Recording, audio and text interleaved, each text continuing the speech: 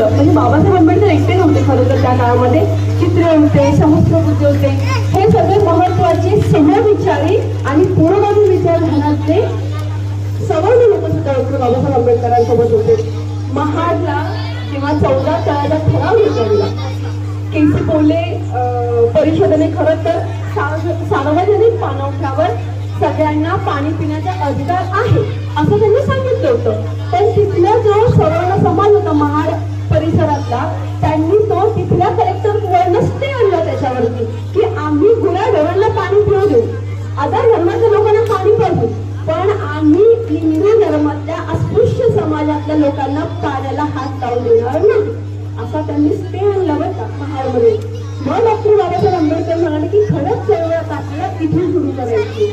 महाडच्या 14 तळ्याचा सत्याग्रह, बाबासाहेब आंबेडकर बॅरिस्टर होते, त्यांच्यापर्यंत ही गोष्ट पोहोचली आणि त्यांनी 14 तळ्याचा सत्याग्रह करण्याचं योजिले.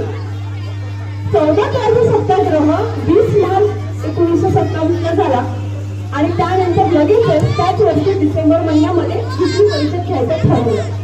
मग ह्या परिषदेमध्ये बरेच कार्यकर्ते, सामाजिक कार्यकर्ते बाबासाहेबांच्या सोबत होते.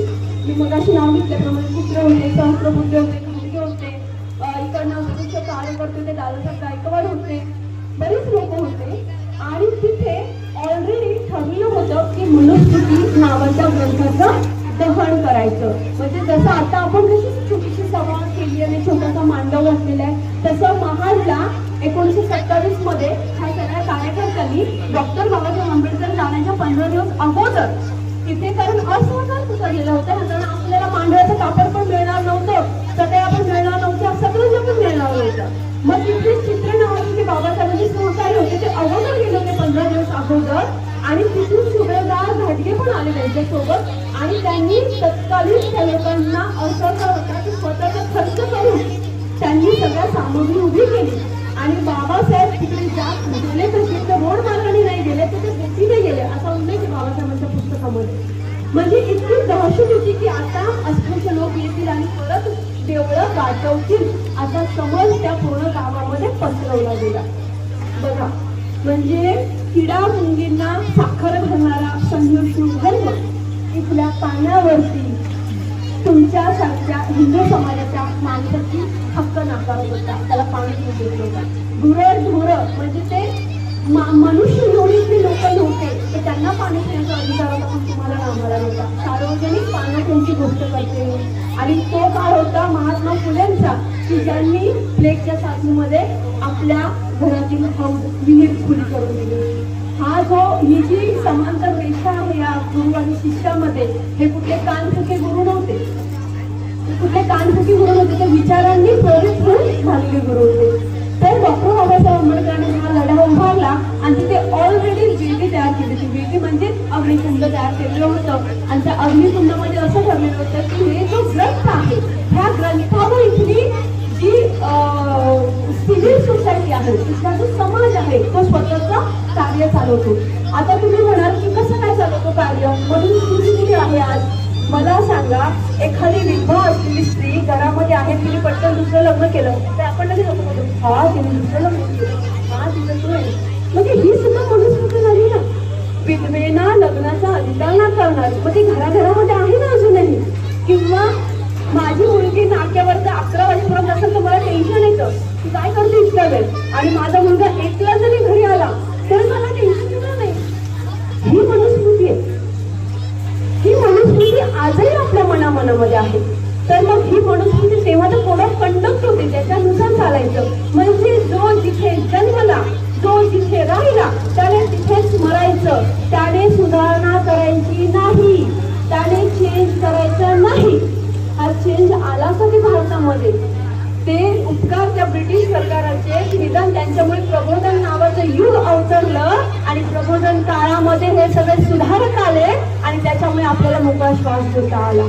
तसं नसतं तर जा तू तिकडे राहा, तू इकडे येऊ नको, तुझी सावली आमच्यावर पोट देऊ नको. जेव्हा ब्राह्मणशाहीवर हल्ला झालाय तेव्हा इथे ब्राह्मणशाही चौतर होती. ब्राह्मण म्हणजे जात नव्हे तर ती वृत्ती आहे. मग ती वृत्ती कशी काम करते? ते ब्राह्मण्य काम करतं. ते ब्राह्मण्य कसं काम करतं बघा. म्हणजे अमेरिकेमध्ये गोरा काळा भेद होता,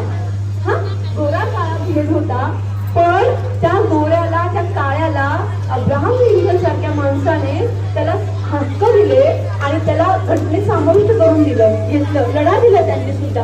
आणि त्याच्यानंतर मला वाटतं परत उगमा यायला बराच अवकाश झाला. पण काळ्या माणसाची गुलामगिरी संपते. गाव कुसं बाहेर असलेल्या इथल्या अस्पृश्य समाजाची गुलामगिरी संपत नाही. कारण ती जन्माने निश्चित होते. कशाने? जन्माने निश्चित होते. कारण जिच्या पोटी ज्याने जन्म घेतलाय ती त्या बाईची जात त्याला लागेल. डॉक्टर बाबासाहेब आंबेडकर म्हणतात, बाई ही जात व्यवस्थेचं महाद्वार आहे. बाई ही जात व्यवस्थेचं महाद्वार आहे. बाबासाहेब म्हणतात की ह्या हिंदू धर्मामधल्या बेटीबंदी, लोटीबंदी, त्या 5 प्रकारच्या बंद्या होत्या की तो कप्पीबंद समाज होता. एकदम कडक. एकाने इकडे जायचं नाही, त्याने इकडे यायचं नाही. म्हणजे कप सुद्धा तू न्यायचं तर कप सुद्धा तुझा प्यायला न्यायचा. तर मोठी बेटी बंदीचं विचारू शकतो. मग आजही आपण जेव्हा म्हणतो की अमुक धर्माच्या मुलीने अमुक धर्माच्या मुलाशी लग्न करू नये, हा मनुवाद नाहीये, हा मनुवादच आहे. तमुक धर्माच्या माणसाने अमुक जातीच्या मुलीशी लग्न केलं, हा मनुवाद आहे. कारण ती आहे बेटी बंदी. तर डॉक्टर बाबासाहेब आंबेडकर काय म्हणाले होते त्यांच्या भाषणामध्ये की घराबाहेरची अस्पृश्यता घालवणं सोपं आहे, पण जी घरातली अस्पृश्यता आहे ती घालवणं कठीण आहे. तर ती कशी घालवणं कठीण आहे? वर्णसंकराचं भूत म्हणून आपल्या मानेवर बसवलं होतं. वर्णसंकर म्हणजे काय? स्वर्गात गाठी बांधल्या जातात, तर त्या गाठी